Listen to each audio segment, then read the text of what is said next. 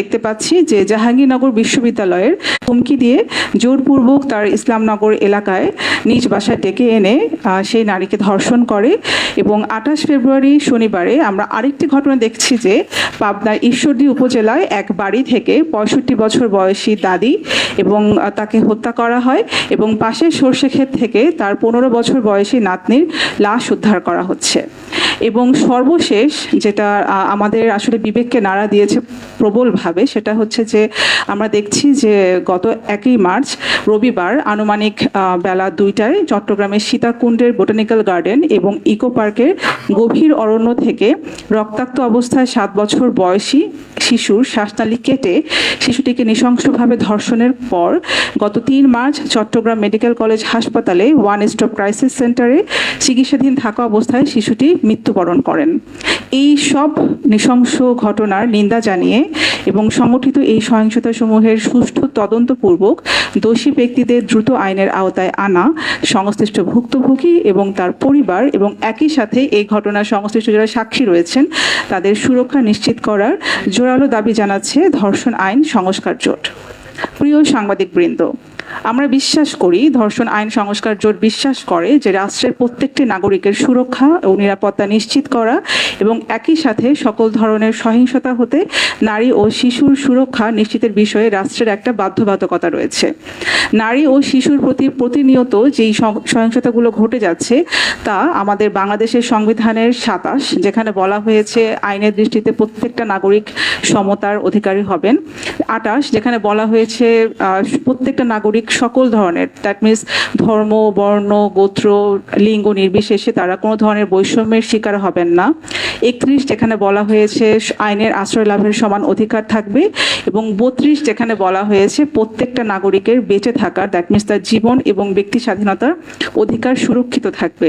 এই অনুচ্ছেদগুলো সম্পূর্ণভাবেই লঙ্ঘিত হচ্ছে এবং একই সাথে আমরা জানি যে আমাদের যে বিদ্যমান আইন রয়েছে নারী ও শিশুর যে সংশোধন অধ্যাদেশ 2025 এবং একই সাথে আমরা জানি যে নারীর প্রতি সকল প্রকারের বৈষম্য বিলোপ সংক্রান্ত জাতিসংঘের যে সনদ, যেটাকে আমরা সিটো নামে চিনি, সেটার সাথেও সম্পূর্ণ সাংঘর্ষিক। প্রিয় সাংবাদিকবৃন্দ, ধর্ষণ আইন সংস্কার এখনই এই সংক্রান্ত প্রচারণাটা মূলত আমরা শুরু করেছিলাম 2018 সাল থেকে, যার মুখ্য উদ্দেশ্যই ছিল ধর্ষণ অপরাধ প্রতিরোধ এবং এই অপরাধে ভুক্তভোগী ব্যক্তির ন্যায় বিচার নিশ্চিত করার লক্ষ্যে বিদ্যমান যে আইনি এবং প্রাতিষ্ঠানিক কাঠামোর সীমাবদ্ধতা রয়েছে সেগুলো চিহ্নিত করা এবং সেগুলোকে দূর করার জন্য সেই সংস্কার সংক্রান্ত একটি প্রস্তাবনা প্রণয়ন করা। তো এই প্রচারণার অংশ হিসেবেই ধর্ষণ সংক্রান্ত যে আইন রয়েছে সেগুলো সংশোধনের জন্য 10 দফার দাবি নিয়ে আজকে এই ধর্ষণ আইন সংস্কার জোটটি তৈরি করা হয়েছিল। তো ধর্ষণ আইন সংস্কার জোটের পক্ষ থেকে আমরা কিছু সুস্পষ্ট দাবি আপনাদের সামনে তুলে ধরতে চাইছি। সংগঠিত এই সহিংসতা সমূহের সুষ্ঠু তদন্তপূর্বক দোষী ব্যক্তিদের দ্রুত আইনের আওতায় এনে যথাযথ বিচারের পদক্ষেপ গ্রহণ করা, সংশ্লিষ্ট ভুক্তভোগী তার পরিবার এবং সাক্ষীর সুরক্ষা এবং তাদের জন্য যথাযথ ক্ষতিপূরণ নিশ্চিত করা, একই সাথে তাদের যে প্রয়োজনীয় চিকিৎসার ব্যবস্থা রয়েছে সেটা নিশ্চিত করা এবং এই ধরনের সহিংসতায় ভুক্তভোগীদের সেবা প্রদানের জন্য যে সরকারি সেবা প্রদানকারী প্রতিষ্ঠানগুলো নিয়োজিত রয়েছেন তাদের জবাবদিহিতা নিশ্চিত করা, পাশাপাশি মানবাধিকার মানদণ্ডের সাথে সামঞ্জস্য রেখে ধর্ষণ বিষয়ক আইনের সংস্কার এবং ধর্ষণের সংজ্ঞাকে বিস্তৃত করে সেটাকে বৈষম্যহীন করে অন্তর্ভুক্ত করা, ধর্ষণে ভুক্তভোগী প্রতিবন্ধী ব্যক্তির ন্যায় বিচার নিশ্চিত করা, ভুক্তভোগী ব্যক্তি এবং সাক্ষী সুরক্ষা আইন প্রণয়ন করা এবং একই সাথে আমরা জোর দিয়েছি উচ্চ আদালতের রায় এবং সংশোধিত আইনের সুষ্ঠু বাস্তবায়নের উপরে, যেখানে আমরা বলছি যে ধর্ষণ মামলায় অভিযোগকারী ধর্ষণ অপরাধী ভুক্তভোগী ব্যক্তির চরিত্রগত সাক্ষ্যের ব্যবহার সম্পূর্ণ নিষিদ্ধ করে সাক্ষ্য আইনের যে সংশোধিত অধ্যাদেশ রয়েছে 2022-এর সেটার 146 সাবসেকশন 3 এবং সেকশন 151 এই ধারাগুলোর যেন সুষ্ঠু বাস্তবায়ন নিশ্চিত করা হয় এবং একই সাথে আমরা জানি যে আমাদের ধর্ষণে ভুক্তভোগী ব্যক্তিদের উপরে 2 আঙ্গুলি পরীক্ষা নিশ্চিত করে হাইকোর্টের একটি সুস্পষ্ট নির্দেশনা সম্বলিত রায় রয়েছে। সো সেই রায়টার সুষ্ঠু বাস্তবায়ন নিশ্চিত করা এবং এই লক্ষ্যে স্বাস্থ্যসেবা বিচার বিভাগ, দ্যাট মিনস বিচারক, প্রসিকিউটর, আইনজীবী এবং বেসরকারি সংস্থার সংশ্লিষ্ট অংশীদারজনদের মধ্যে একটি সুষ্ঠু সমন্বয় নিশ্চিত করা। এবং সর্বোপরি আপনারা সবাই জানেন যে আমাদের নারী ও শিশু নির্যাতন দমন সংশোধন অধ্যাদেশ 2025, যেটা আমরা দেখেছিলাম যে অন্তর্বর্তীকালীন সরকারের সময় প্রণয়ন করা হয়েছিল। সো এটা আমাদের একটা সুস্পষ্ট দাবি যে হচ্ছে প্রয়োজনীয়, গুরুত্বপূর্ণ যাই আমরা বলছি, এই সংশোধনগুলো যেন অন্তর্ভুক্ত করে অতি দ্রুততার সাথে এই অধ্যাদেশটাকে যেন হচ্ছে আইনে রূপান্তরের উদ্যোগ গ্রহণ করা হয়। এবং আমরা আশা করছি যে এই উদ্যোগের মধ্য দিয়ে ভুক্তভোগী ন্যায় বিচারের অভিগম্যতাটা খুব দ্রুত নিশ্চিত করা সম্ভব হবে। সর্বশেষ যেটা বলে আমরা জোটের পক্ষ থেকে আমাদের শেষ করছি যে বাংলাদেশে যে নবনির্বাচিত সরকার রয়েছে তাকে সংবিধানের সুষ্ঠু প্রতিপালন এবং দেশে বিদ্যমান আইনের সুষ্ঠু প্রয়োগের মাধ্যমে নারী ও কন্যা শিশুর প্রতি সহিংসতা প্রতিরোধে দ্রুত কঠোর পদক্ষেপ গ্রহণের মধ্য দিয়ে দেশে আইনের শাসন এবং ভুক্তভোগী ন্যায় বিচার প্রতিষ্ঠায় কার্যকরী ভূমিকা রাখবে। সো এই প্রত্যাশা ব্যক্ত করেই ধর্ষণ আইন সংস্কার জোটের পক্ষ থেকে আমার এই প্রস্তাবনা শেষ করছি। ধন্যবাদ সবাইকে। অনেক ধন্যবাদ আয়েশা আক্তার। আমরা এই পর্বে আমরা এখানে যারা বসেছি, তাই সেই যে সব প্রতিষ্ঠানকে আমরা এখানে প্রতিনিধিত্ব করছি, তারা আমরা কিছু বলবো। আমি প্রথমেই অনুরোধ করব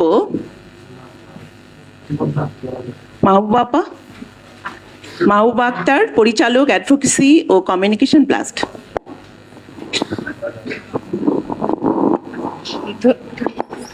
ধন্যবাদ কামরুন্নাপা।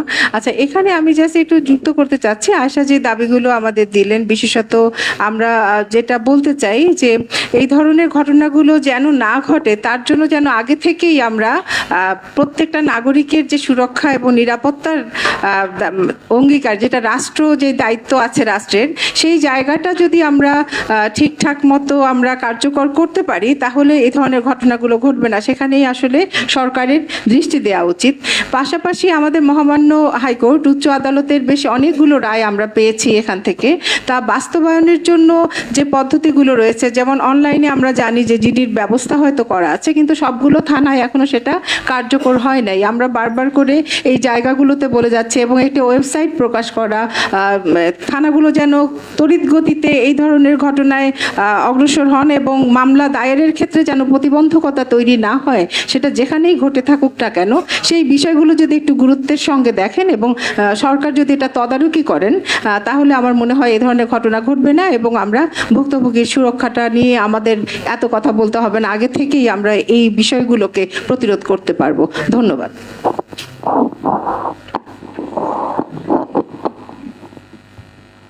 ধন্যবাদ মাহবুবা আপা। আমি এই পর্যায়ে আমন্ত্রণ জানাচ্ছি জাকিয়া আনারকলি, ভাইস প্রেসিডেন্ট, বাংলাদেশ জাতীয় মহিলা আইনজীবী সমিতি। জাকিয়া আপা। ধন্যবাদ। আজকের যারা আয়োজক, ধর্ষণ আইন সংস্কার জোটের পক্ষ থেকে যারা এসেছেন সবাইকে আন্তরিক ধন্যবাদ জানাচ্ছি এবং আমাদের সাংবাদিক ভাইদের সহ উপস্থিত যারা সুধীজন আছেন সবাইকে আমি সালাম জানিয়ে আসসালামু আলাইকুম শুরু করছি। আসলে ব্যাপারটা হয়েছে কি, ধর্ষণ সংস্কার জোট আইনটা নিয়ে কিন্তু আমরা অনেক দিন ধরেই কাজ করছি, কিন্তু সত্যিকার অর্থে কি সরকারের সহযোগিতা দরকার, মানে একটা বড় রকমের হস্তক্ষেপ দরকার। না হলে আমরা কাজ করছি ঠিকই, আমরা মানে পরিশ্রম করেই যাচ্ছে, কিন্তু আমরা এগোতে পারছি না।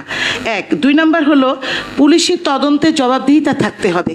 আর মাহবুবা আপা যেটা বললেন জিডির ক্ষেত্রে, আমি অনলাইন জিডি করতে আমার এক ক্লায়েন্টকে পাঠিয়েছিলাম, তো বলেছে যে আপনার এত কথা আমরা লিখতে পারবো না, এখানে ফরম্যাট আছে, আপনি ফরম্যাটে যেটুকু আছে সেটুকু, কিন্তু তার কিছু ভাইটাল কোশ্চেন ছিল যে কথাগুলো তার ওখানে ইনক্লুড করা দরকার ছিল, সেক্ষেত্রে তারা একটা ফরম্যাট রেডি করে দিয়েছে যে এই ফরম্যাটের বাইরে আমরা কিছু লিখতে পারবো না। কিন্তু না, এটা আমাদেরকে মনে হয় এখান থেকে বেরিয়ে আসতে হবে যে ফরম্যাট না, অনলাইনে জিডি আমরা করব, কিন্তু আমার যে ভাইটাল কোশ্চেনগুলো আছে সেগুলো যেন আমরা ওখানে অন্তর্ভুক্ত করতে পারি, নাহলে তো আমার মূল জিনিসটাই চলে আসবে না।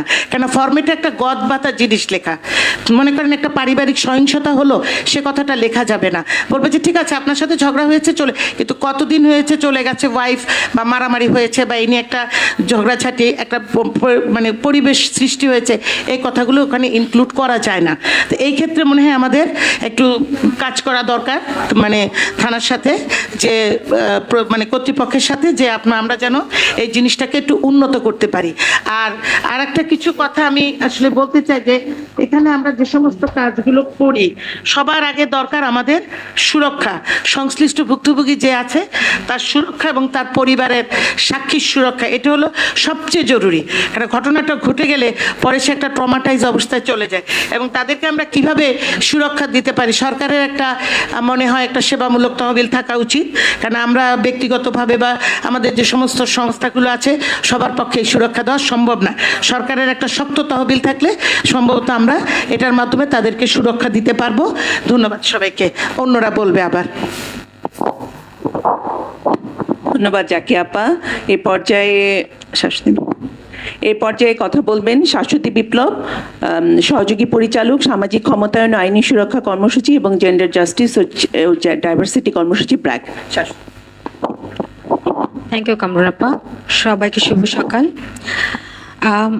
দেখেন, বাংলাদেশে নাই নাই করেও কিন্তু আইন আছে, যথেষ্টই আছে। মানে রিফর্ম আমরা প্রস্তাব করছি, কারণ অনেকগুলো জায়গা ঠিক করতে হবে, কিন্তু তারপরেও আমরা কিন্তু দেখি যে আমাদের দেশে ধর্ষণের সংখ্যা বেড়েই চলেছে দিনকে দিন।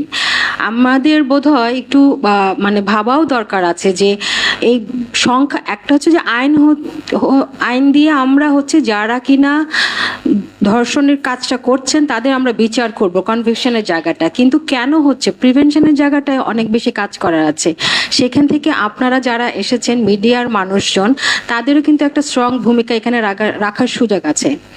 দেখেন, আমাদের দেশে কিন্তু 2000 সালে নারী ও শিশু নির্যাতন দমন ট্রাইব্যুনাল গঠন করা হয়েছিল 2000 সালে।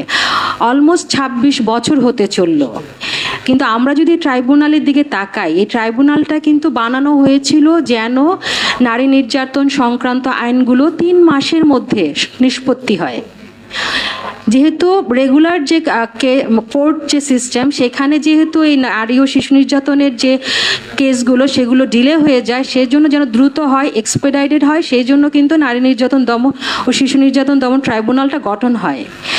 আমরা ব্র্যাক থেকে রিসেন্টলি একটা জাস্টিস অডিট করেছি নারী ও শিশু নির্যাতন দমন ট্রাইব্যুনালের, এবং আমরা দেখেছি, এবার জানিও সবাই, যে 10 লাখের বেশি কেস কিন্তু পেন্ডিং আছে নারী ও শিশু নির্যাতন দমন ট্রাইব্যুনালে। এবং সেই জায়গাতে শুধুমাত্র ধর্ষণের দিকে যদি তাকাই, 10,000-এর বেশি কেস, ধর্ষণ মামলা সেখানে পেন্ডিং আছে, এবং তার মধ্যে 5,000-এর মতো, মানে 10,000-এর মতো মামলা 5 বছরেরও পুরনো। যেখানে আমাদের এই ট্রাইব্যুনালটা বানানোর উদ্দেশ্য ছিল 3 মাসের মধ্যে মামলা নিষ্পত্তি, সেখানে 5 বছরের পুরনো যদি থাকে 10,000 কেস, তাহলে আমরা বুঝতেই পারছি যে বিচারের অবস্থাটা কীরকম। এবং আপনারা যে কনভিকশন রেট দেখেন, কনভিকশন রেট 0-এর কাছাকাছি, মানে 1% হয় না। তাহলে এই যখন বাস্তবতা, তখন যারা পারপেট্রেটর, যারা কিনা ধর্ষণ করছেন, তাদের তো আসলে ভয় পাওয়ার, আতঙ্কিত হওয়ার, নিবৃত হওয়ার কোনো জায়গাই তৈরি হয় না, কোনো এক্সাম্পলই তৈরি হয় না।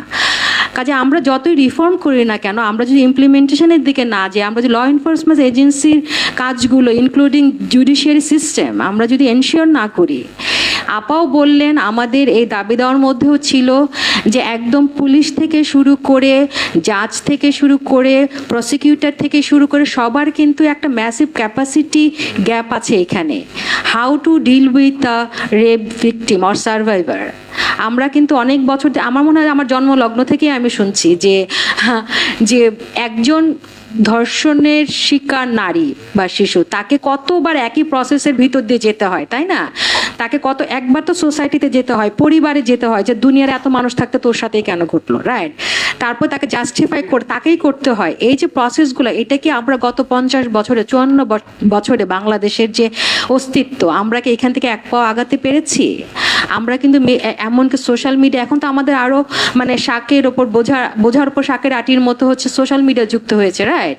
এবং সেইখানে আমরা সারাক্ষণ দেখতে থাকি মেয়েদেরকে পোশাক নিয়ে ট্রল করা, এরকমই হবে, বিভিন্ন রকমের নেগেটিভ মন্তব্য করা। কাজে আমাদের এন্ড থেকে আমরা যেটা বলতে চাই যে ল রিফর্ম হোক, যেগুলো নেগেটিভ প্র্যাকটিস আছে সেগুলো ঠিক হোক, অ্যাট দ্য সেম টাইম আমরা যারা কাজ করছি এবং করছি না সকলেই একটা সচেতনতার জায়গায় আসি এবং আমরা নিশ্চিত করি যে আমাদের কোনো শিশু বা নারী যদি এই ধরনের সহিংসতার শিকার হন, তাকে যেন আমরা একটা প্রপার স্পেস দিই, তাকে যেন আমরা এতটুকু এনশিওর করতে পারি বা এতটুকু নিশ্চয়তা দিতে পারি, তাকে আমরা বারবার এই একই ঘটনার সম্মুখীন করব না, বারবার আমরা রেপ করতে চেষ্টা করব না, মিডিয়াতে না, সোশ্যাল মিডিয়াতে না, পুলিশ স্টেশনে না, বিচারালয়ে না, যে প্রসিকিউটররা প্রশ্ন করেন সেখানে না। এবং আমাদের নতুন সরকার গঠিত হয়েছে, সেজন্য আমাদের আশার জায়গাটা অনেক, দাবি দেওয়া অনেক বেশি। আমরা চাই সার্বিকভাবে বাংলাদেশে নারীরা, শিশুরা, আমরা এবং আপনাদের পরিবার পরিজন সকলে যেন নিরাপদে বাঁচতে পারি, চলতে পারি। ধন্যবাদ। অনেক ধন্যবাদ শাশ্বতী দি। এই পর্যায়ে আমি অনুরোধ করব women with disability development foundation WDDF এর প্রতিনিধি রওশনারা চৌধুরীকে আপনি আপনার বক্তব্য উপস্থাপন। জি, আসসালামু আলাইকুম। আমার নাম রওশনারা চৌধুরী। আমি WDDF প্রতিনিধিত্ব করছি।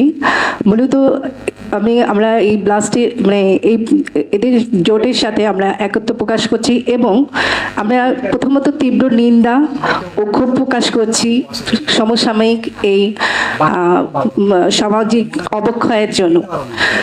সহিংসতা যেভাবে বাড়ছে নারীদের প্রতি এবং এর তীব্র মাত্রা যেভাবে আক্রান্ত হচ্ছে নারী, শিশু, সেখানে আমাদের নিরাপত্তা খুবই সংকটাপন্ন। তাই আমরা এখানে বলতে চাই যে মূলত সমাজ সুরক্ষা না হওয়ার কারণে, সুরক্ষিত না হওয়ার কারণে আমরা প্রতিনিয়ত এই সমস্যার সম্মুখীন হচ্ছি। আমরা নারী এবং শিশুরা যখনই বলবো, এর সাথে আমরা প্রতিবন্ধী নারীরাও বলছি যে আমরা যখনই যে পর্যায়ে যাচ্ছি, যেখানে যাচ্ছি এবং এমনকি ঘরেও থাকতে পারছি না, সেখানেও আমরা হেনস্থার শিকার হচ্ছি, ধর্ষণের শিকার হচ্ছি, যা আমাদেরকে পৃথিবীতে বাঁচার অধিকারটুকুও নষ্ট করছে। আর এই যখন আমরা কোনো বিচারের জন্য করতে যাচ্ছি, তখন দেখা যাচ্ছে সেখানে বিচারে প্রহসন বাড়ছে, বিচার ক্ষেত্রে আইনজীবী, বিচারক এবং পুলিশ প্রশাসন আমাদেরকে হেনস্থা করছে, যার কারণে যে ভুক্তভোগী ধর্ষণকারী মানে ধর্ষণ আক্রান্ত ভুক্তভোগী নারী, সে তার নিজের জীবনের নিরাপত্তা খুঁজে পায় না, তখন সে আত্মহত্যা করছে। কেন এটা হচ্ছে? আমরা আমাদের সমাজের কাছে আমরা চাইছি সুষ্ঠু সমাজ, আমাদের বাংলাদেশের রাষ্ট্রপ্রধানের কাছেই আমাদের এটা বাঁচার অধিকার। সেখানে আমাদের নিরাপত্তা নেই বলে আমরা নিজেকে, এই মানুষগুলো নিজেদেরকে শেষ করে দিচ্ছে। আর যখনই প্রমাণাদি আমরা সামনে নিয়ে আসছি বা ভুক্তভোগী নিজে যখন এই যে কদিন আগে যে বাচ্চাটা